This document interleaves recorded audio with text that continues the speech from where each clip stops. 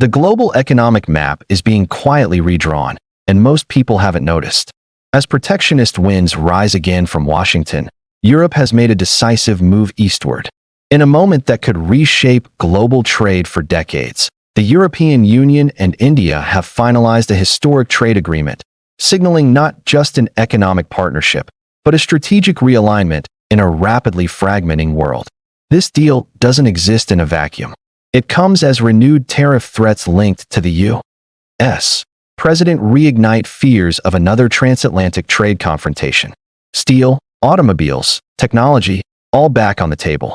And Europe, wary of economic vulnerability, is no longer waiting. Instead, it is pivoting. India, the world's fastest-growing major economy, a rising manufacturing powerhouse, and a geopolitical swing state, has emerged as Europe's alternative anchor. Together, the EU and India represent nearly a quarter of global GDP and over 1.8 billion people. Their agreement is not just about trade. It's about leverage, resilience, and the future balance of power. Behind closed doors, negotiators have spent years navigating tariffs, labor standards, digital trade rules, pharmaceuticals, agriculture, and climate regulations. What stalled for over a decade has now accelerated, pushed forward by urgency, uncertainty, and a changing global order. For Europe, this deal offers diversification away from overdependence on the United States and China. For India, it unlocks unprecedented access to one of the world's largest consumer markets while boosting its ambition to become a global manufacturing hub. But this shift raises serious questions. Is the EU quietly preparing for a post-US-centric trade system? Are tariff policies associated with the U.S. president pushing allies closer together, but without Washington at the center?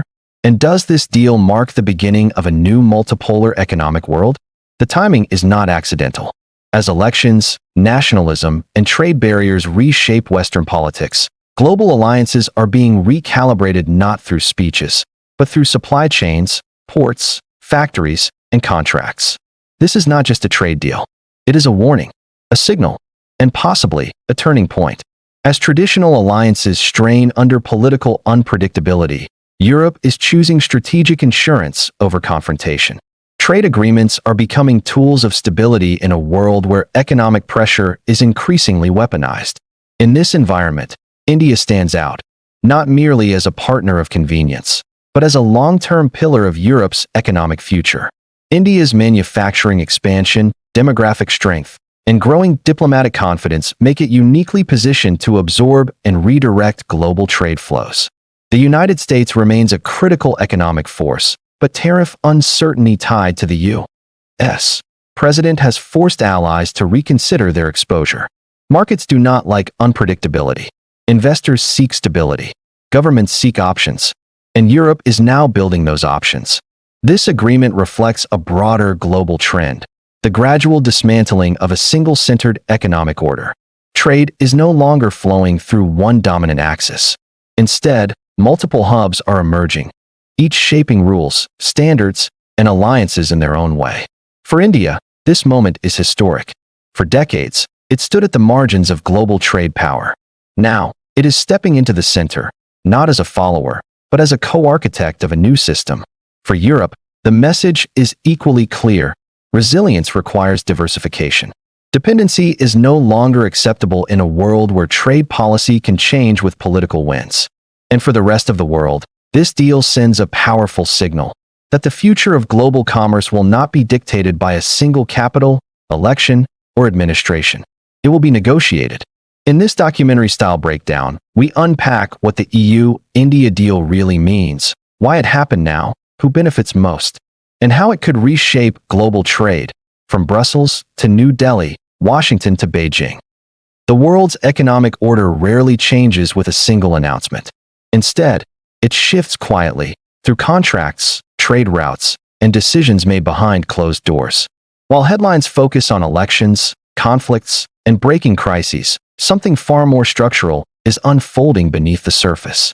A historic trade agreement between the European Union and India has been finalized, at the very moment Europe finds itself once again under threat of new U.S. president-linked tariffs. This is not coincidence. It is strategy.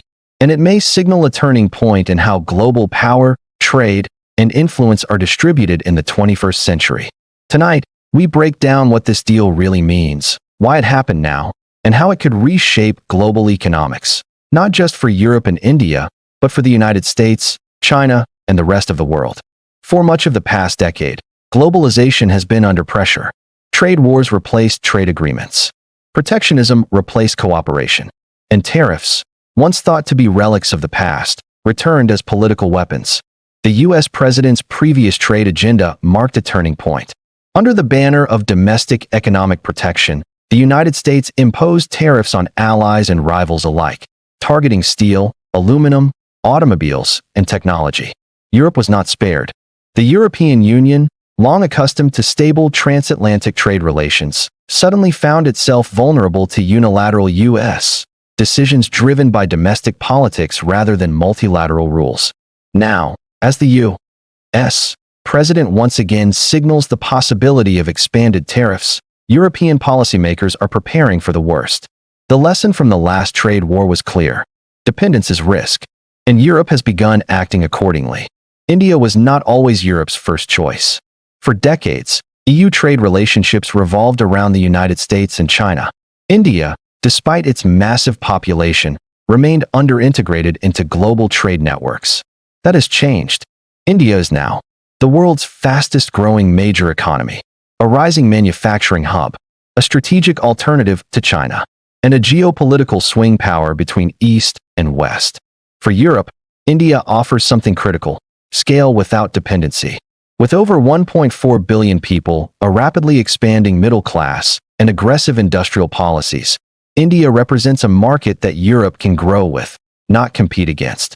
At the same time, India benefits from European technology, investment, regulatory expertise, and access to one of the world's largest consumer markets. This is not charity. It is mutual leverage. Negotiations between the EU and India have stretched across more than a decade. They stalled over tariff reductions, labor standards, environmental rules, intellectual property, digital trade, agriculture, and pharmaceuticals. What changed? Urgency. Global supply chains fractured after COVID-19.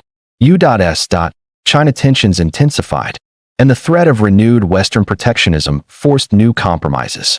The finalized agreement includes reduced tariffs on industrial goods, expanded access for Indian pharmaceuticals and textiles, increased European investment in Indian manufacturing, cooperation on clean energy and climate technology, digital trade frameworks and data standards, stronger intellectual property protections.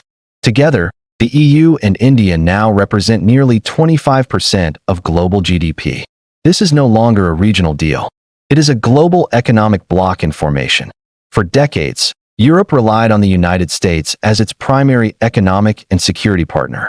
That relationship is no longer guaranteed.